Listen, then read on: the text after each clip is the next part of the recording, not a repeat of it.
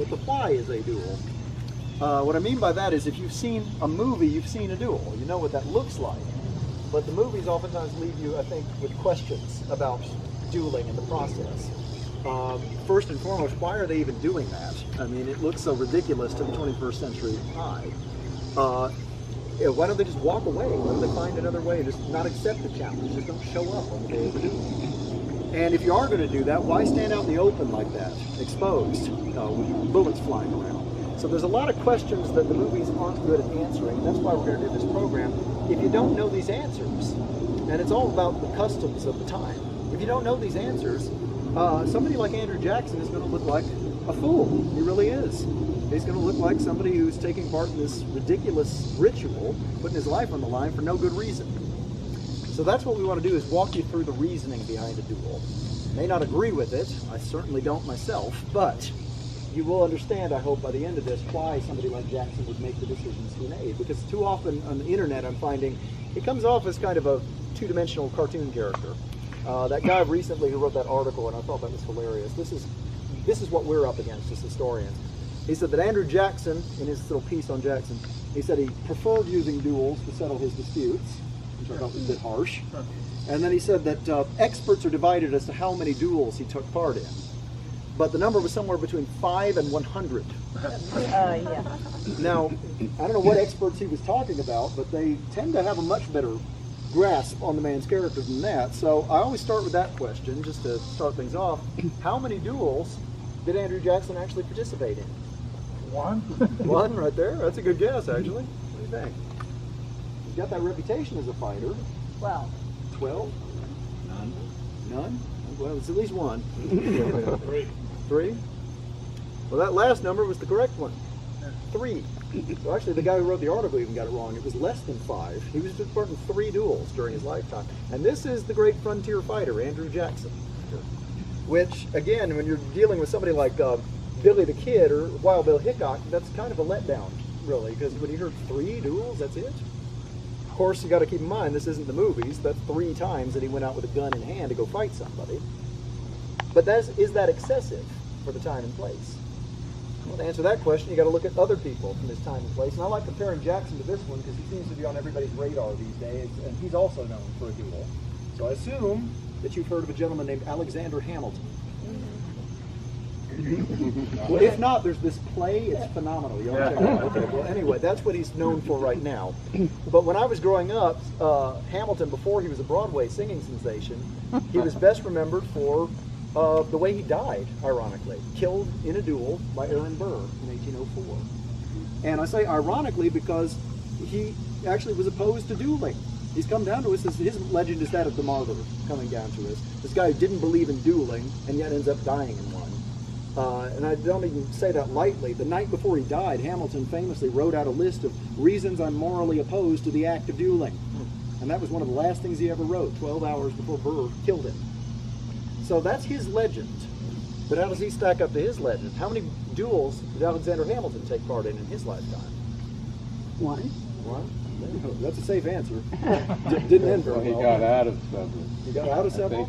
Yep. 2 he got out of. Yep, but they still count. So we've got 2 over here. Well, 3. That would be 3. 3 then, right there. Got out of a lot of duels, actually. As it turned out, 12 total. 11 times he got out of it without a shot being fired. But it's still, that's not the point here. It's all about your willingness to go out with a gun in hand. In Hamilton's case, the great peaceful one, he had his 12 duels. Jackson had his 3. That's the whole point. It's all about issuing a challenge or accepting a challenge. And that happened 3 times to Jackson, 12 times to Hamilton. That's my point, is you can't spot a duelist on the surface. It's not about your mindset or your temperament. It's not about how bloodthirsty you are. It's about the rules they're living by. So we've got to look at the rules. We have ingredients for a duel. Not every fight is a duel. So we've got to go through these ingredients so you first of all know what a duel is. First and foremost, only a very small part of the population duels. If your ancestor was a blacksmith or a butcher like mine, way down here, or common folk, they didn't duel. Sorry, they weren't allowed to. They probably would have been arrested if they tried it. Only the upper class gets to do that. They call themselves gentlemen. And it's gentlemen who do this. Now again, we laugh at this term right there because, and this is part of my problem, it's an uphill battle to explain this to to today's folks because these words have lost their punch. They really have. They don't mean anything anymore. Gentleman, to us today, did he replace the toilet paper roll without being asked? He's a perfect gentleman. That's how far the bar has lowered. And guys, if you're not a gentleman under those standards, you really need to work on that. It's a lot easier to be a gentleman today than then. Gentleman then is that. Andrew Jackson, George Washington, Alexander Hamilton, those are the gentlemen of the day. They're powerful people. They're wealthy, they're landowners, they're politically connected, they want to serve in government or in the military. That's your gentleman in 19th century America. And it's not a generic term. You don't just call the blacksmith a gentleman. He's not one. That's a gentleman over there. So these are very specific terms to talk about. And gentlemen are the only people in that society who do the dueling. And they're the only ones who do it because they're the only ones who care about the thing that causes duels. A duel is always caused by a question about honor between two gentlemen. Once again, another word that's lost its punch. Today it sounds like they're a bunch of idiots. It really does. They're fighting about honor, a bragging right, that's all it is. No, this is deadly serious business to these guys. What honor is a very concrete thing. It's a tool, and it's what they use to survive in society. To gentlemen, he needs votes, he needs support, he needs patronage, he needs a network to survive. If he doesn't have a spotless reputation as an honest, upright individual who'll do what he says, who's courageous, he better pack it in and go home. Honor is that. It's what you need to survive in that world. The perfect example of this is Aaron Burr. When he shot Hamilton, he killed the wrong guy because in the aftermath of that, he did everything right in the duel, but in the aftermath of it, Hamilton's supporters took him apart in the press, and he never shook that image. The bully who killed our poor Hamilton. He never recovered the lost honor that he lost in that duel. And that meant 30 years later, he died essentially penniless. He never held public office again. That's what's at stake. If you lose that honor, there goes your whole career, there goes the nice house, there goes everything. So these guys are touchy about it for a reason. This is an attack on their whole livelihood. Third thing you need to have a duel is rules. Duels are fought according to rules. Gentlemen don't fight like everyone else either. My ancestors brawled. We got into it, we threw a punch, and it's on. That's how that happens. Even today, that's how that happens. But back then, gentlemen were supposed to hold themselves to higher standards, at least in theory. It doesn't always work. But they're supposed to not lose their temper, not give in to their passions. So when they fight, it's a very calculated thing. They fight according to something called the Code Duello, the dueling code. And it's supposed to set them up one-on-one on equal standing. That's how a duel works. Nobody else involved, just the two gentlemen, and they have to come into it with no advantages or disadvantages. Anything else is not a duel, by the way. And when Jackson's biographers today talk about his duels, they oftentimes don't know how these rules work. So we get some confusion. When they talk about his duel with Thomas Hart Benton and Jesse Benton, for example, in 1813, that's when I start to glaze over in my eyes because it's just not a duel. They get that wrong. A duel is never 2-on-1. It's 1-on-1. What that was that day was a bar fight. There's no other way to put it, no elegant way to describe it. They walked into a tavern, they saw each other, weapons were drawn, and they were used on the spot. And when it was over, it was chaos. One guy had pitched down a flight of stairs, another guy was stuck with a sword cane, Jackson was shot, several others had bruises and scratches and scrapes, but it wasn't a duel. There was no rules involved. It was a bar fight, pure and simple, and both Jackson and Benton got a lot of flack from their supporters for acting like common hooligans, because gentlemen aren't supposed to do it that way. Gentlemen are supposed to keep their tempers in check. It doesn't always work in real life. So that's what we need to have a duel. We need gentlemen fighting about honor, fighting by the rules. Sadly for everybody, that was a common thing to find in that society. Very easy to start one of these fights. Let's go back to the year 1812, and I'll give you an example of how that starts, because that's a crisis year in American politics. We're at loggerheads with the mother country, with Great Britain, and things are just about to come apart. Everyone's got an opinion about that. And when you're sharing your opinion, like a gentleman is supposed to do in public, that can be a very dangerous thing. Let's ask somebody their opinion. You can. Yeah, if you wouldn't mind. If I could impose on you, would you share with them your views on the crisis with Great Britain and how you think we ought to rise and face this challenge? Of course, yeah. Well, it's important to keep in mind that Great Britain is constantly challenging our honor. They're doing so, number one, first and foremost, by kidnapping American commercial sailors off the eastern seaboard. They're then forcing them to work on their British naval vessels. Now, in Great Britain, they legalize this. They say that it's perfectly legal to do this. It's called impressment. We do it to the colonies all the time. They're ignoring that we are a sovereign nation. We are our own country, and this is kidnapping. Insults can be traded back and forth, but the point is that oftentimes war can be very similar to that of dueling, in that you are fighting to defend your honor. You all see what this man's doing. You're all intelligent people. This man's a war hawk. He thinks that there's some sort of honor to be had going to war right now with Britain. Let me tell you, sir, sometimes it is more honorable and certainly more prudent to know when to pick your battles. Yes, yes. But as I mentioned, honor is being challenged, sir. Now, anybody who does not rush to defend their nation's honor must not support that nation. If you really supported your nation, you would not support it in going into a war that it cannot afford. We shouldn't be spending the men or the money in this right now. Anyone who suggests that we should is just an arrogant fool. Say it with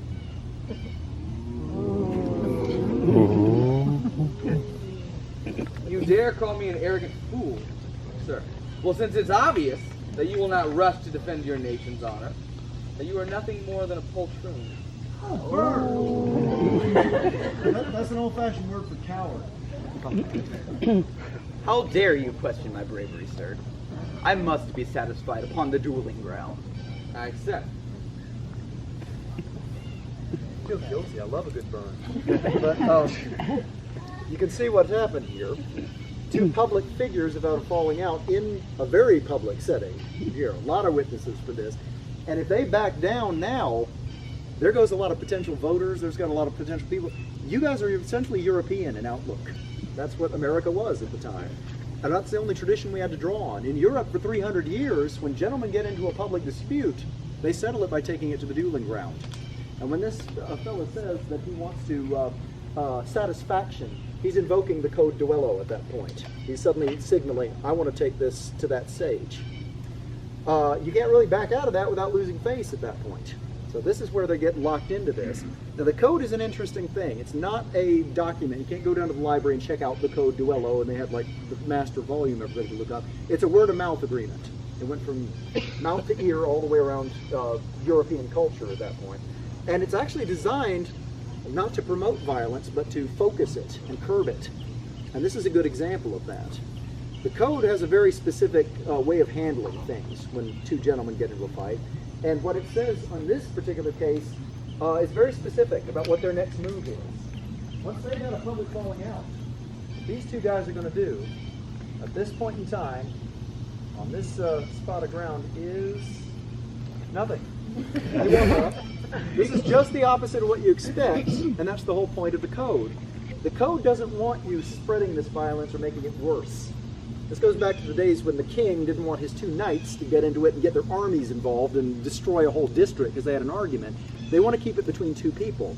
So instead what it says is, once the challenge is flung down and accepted, all communication cuts off between these two.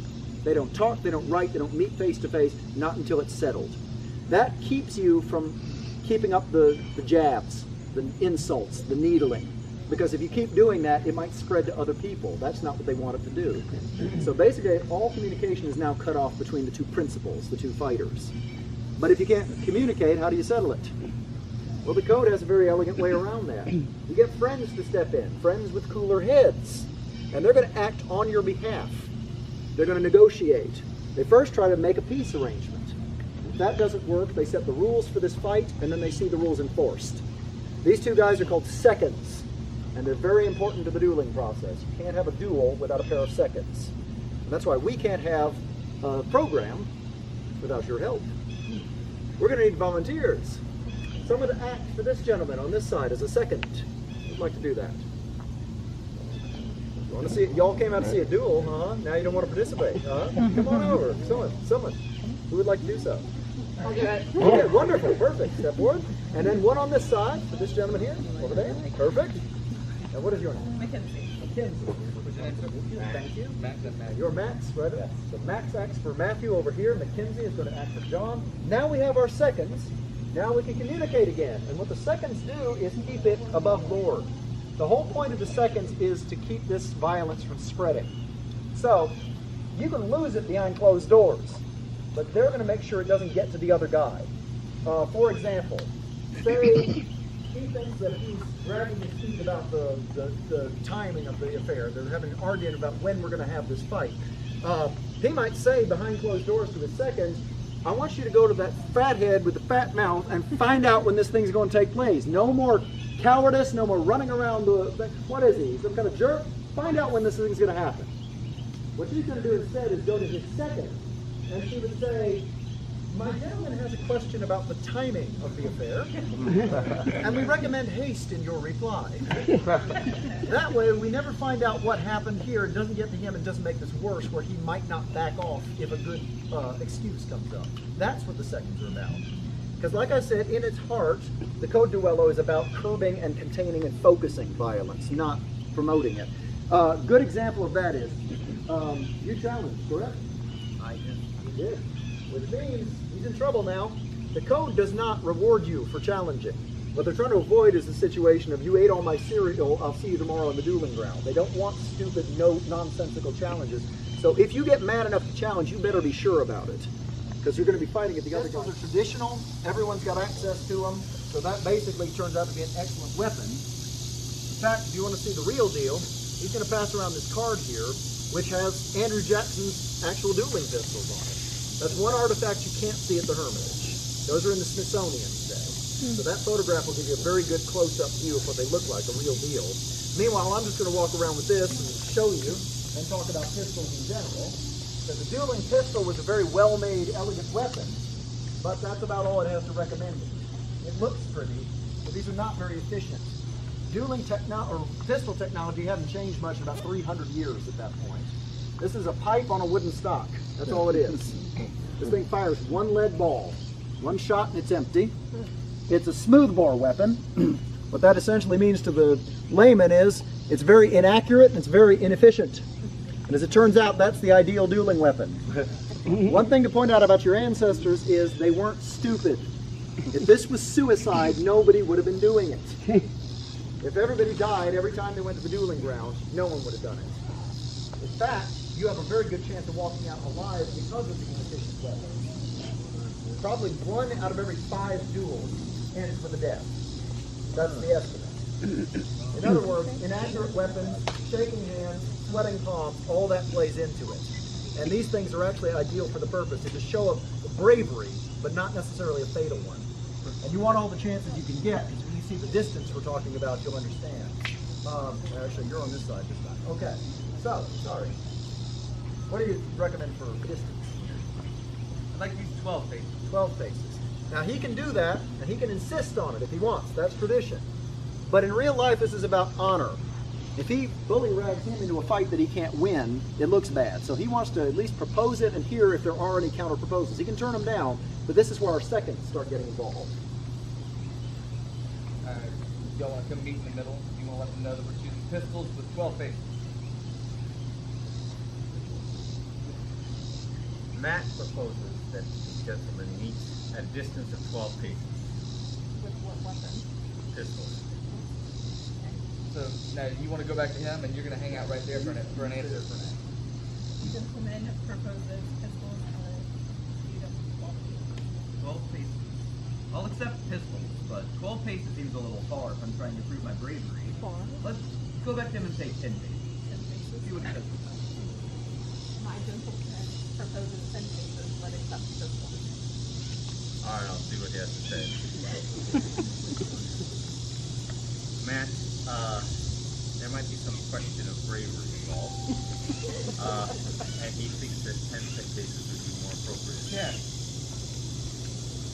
The road got to move. I'll accept that one. Do they accept this? You think this is a wise idea? Yes, he accepts pistols. I'll shoot him at any rate. Matt does accept 10 paces. You go back to your camp. And what we've just seen is excellent seconding. In fact, that's right in character for that. The second is supposed to advise, and sometimes you, well, I don't know if I do it at that range, but it's his call at the end. And in this case, we're going to go with the Hollywood version of it, which is 10 paces with pistols. The reason Hollywood always says 10 paces with pistols is a lot of these were settled in real life at 10 paces with pistols. So for once Hollywood gets the weapon and the distance right, what they get wrong is just about everything else, the method. So unfortunately, we're not going to be doing the Hollywood method. Shoes are bothering me. Which is where they stand back to back, and someone counts down, and they do the 1, 2, 3, and then they get to the 10th pace, they turn, drop the handkerchief, the two guys present and fire. That's Hollywood. And I have yet to see a single real-life duel that was ever done that way. There's a lot of problems with the Hollywood method, but the main one is in the count. Did anybody spot that? What's the problem when you got two guys back to back and you start counting that? You Right. count one pace, I Right. counted another. Exactly. You got 20 paces in the end. Believe it or not, Hollywood puts them too far apart. So when we say 10 paces, we mean 10. And the seconds usually pace this out in advance, so there's no question. So seconds, let's see if we can make sure it's clear here. Come to about here, back to back. And I'm going to count out 5 paces each. Good, healthy paces, okay? And as I count, you're going to walk them out. Are you ready? 1, 2, 3, 4, 5. Stop and look. That's about right. That's about 10 paces. It's murderously close range. And that should be obvious. This is not a joke at facing somebody with a gun at that pace. The average distance for a real duel was 24 to 30 feet in real life. In fact, Andrew Jackson and Charles Dickinson met at 8 paces, 24 feet when they fought. And I'm going to pass around this, which is actually the terms they agreed on to fight their duel in 1806. So you get to see what a real set looks like. So, with the weapons we've got, this is plenty far enough. You don't want sharpshooter's weapons at this distance. So I'm going to have the principals come and stand where they're going to be standing. Now we got to figure out the when and the where, which one score is. Well, in real life, you probably cut that out of the way, or take a step. Yeah, well, there you go, perfect. Right there. Is that agreeable? Yeah. All right. Now then, the next thing we got to figure out is the when and where of the duel. Once more, the challenge party suggests that. What do you say, Jeff? Here and now? All right. There we go. Then send the second down to see what's going on. Matt proposes that we settle this here and now in front of his audience. Your opposer suggested here and now. Here and now. All right. Good. Let's do it. It is agreed upon for here and now. He accepts. Good. Excellent. We're going to do it here and now. Now, in real life, they almost never did it here and now. And that's for the same reason we're using these seconds and running them back and forth like this. Being a gentleman is also about being deliberate, about thinking your way through a problem. They want to draw it out. They don't want to go right then, right there. Like I said, this is not the most efficient way to kill somebody. There's a lot of stage, theater involved in this. What it's about is thinking it through. The seconds want that time to prepare yourself, to try to negotiate, try to come up with a way out of it. So usually between the challenge and the fight is a gap of 2 days to 2 weeks. And in that time, the seconds are continually meeting, talking, communicating, and saying, maybe with their guy, maybe you could accept a less of an apology. Maybe you can take something back or reword something. That's how that works. For the principals, it's a lot more practical and a lot more sobering why they need that time. All joking aside, this would be potentially lethal you're getting into. So what you want is time to prepare. Most duelists use that time wisely. They wrote their will, they settled their estate, and then it was practice, practice, practice until the day of the event. Are there any Texans in the crowd? Do this? So y'all know who Sam Houston is, right? There, one of the great founding fathers of Texas. I'm going to show you today a little known story about Sam, because he started out in Tennessee, in Nashville. And if you want to visit the place where he learned how to duel, you can do that before you leave today. It's right over there. You bought a ticket for it. He fought a duel with General William White of Nashville in 1826. And on his way out of town, he stopped by the Hermitage, and it was Jackson who walked him through the process. He took him out the field to the house, taught him how to stand, how to hold himself, how to point his pistol, even gave him a piece of advice I've never heard anyone else say. He said, if your hand wants to shake and it bothers you, so take a pistol bullet and put that between your back teeth and bite down on it. He said, that'll steady your aim, makes you shoot better. I don't know if that works. And it's bad for your teeth, don't try it, but in his case it worked. He wounded White and he walked off unscathed. So normally you want that time to prepare, but we don't have that time. So we're going to do it right here, right now, which means second, time to go to this barrel and select a pistol for your principal. pick up a pistol and give it back to your guy. In theory, you've already loaded these, they're identical, so there's no real difference. So in a real life duel, you showed up on the ground, you're put on your spot, your second loaded the pistol, handed it to you. There's no walking or pacing around, and there's also no talking at this point. If you were going to apologize, you should have done it before the day of the event, because once you show up and you're armed on the ground, there's no settling it. You have to at least exchange one shot, one fire, before you can talk again. And that means you're concentrating on what you're doing. Like I said, this is not about killing. This is about taking equal chances. This is why there's no cover between them. They stand out in the open because it's not so much about me taking a shot at him as giving him a chance to take a shot at me as well, on equal terms. I have to stand exposed and out there because this is a show of bravery. It's a show that I'm willing to put myself on this position. That means there's no ducking, no weaving, no dodging. You can't take one step off that mark in any direction. If you do that, that's cheating. Why is he not going to cheat? Honor. Honor. He's a gentleman. He doesn't want to do that. However, he's taking a huge chance, isn't he? He knows nothing about this guy. What if he has no honor? Well, this is why we brought friends along. The seconds are not spectators. They're policemen. They're armed. They have pistols in their belts and they're watching everything carefully. If he decides to jump off his mark or shoot early or walk toward his opponent or anything else, she's within her right to pull a pistol out and kill him on the spot. That's in the rules.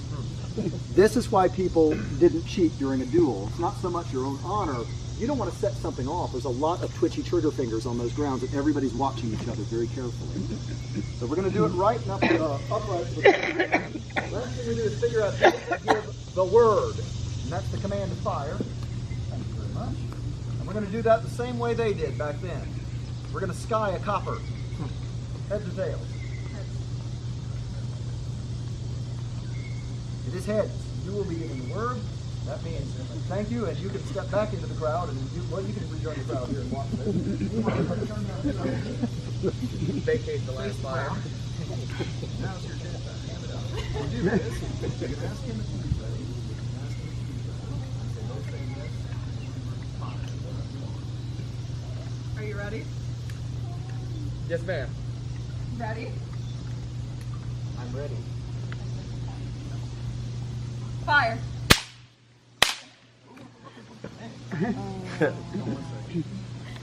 He was a good actor.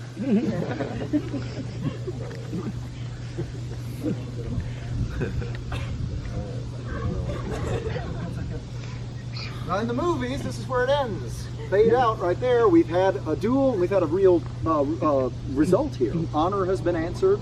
He goes home and he gets his girlfriend and all that, right?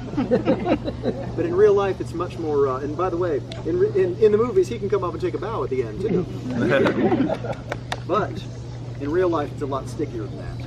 First and foremost, John here has some real practical problems, as do you. You're now wanted for murder and accessory for murder in the state of Tennessee. You better have that fast work ready. Yeah, none of this was legal. It's just a gentleman's agreement. So you can hang if you shoot the wrong person. However, what's in his favor is if he's got enough political connections, gentlemen generally sit on juries and grand juries. They're unlikely to convict someone of something that they themselves would have done in a similar circumstance. So in this case, he's probably clear, but it might be a long haul before he gets the charges squashed.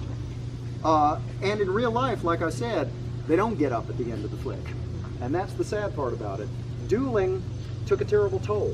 And that's the part I always try to remind people as they're going through this. It looks funny and it looks goofy and it's kind of fun to laugh at it in a way if it wasn't so deadly. And the lives that were lost, you should always remember, are real people. They're not just footnotes in the history books today.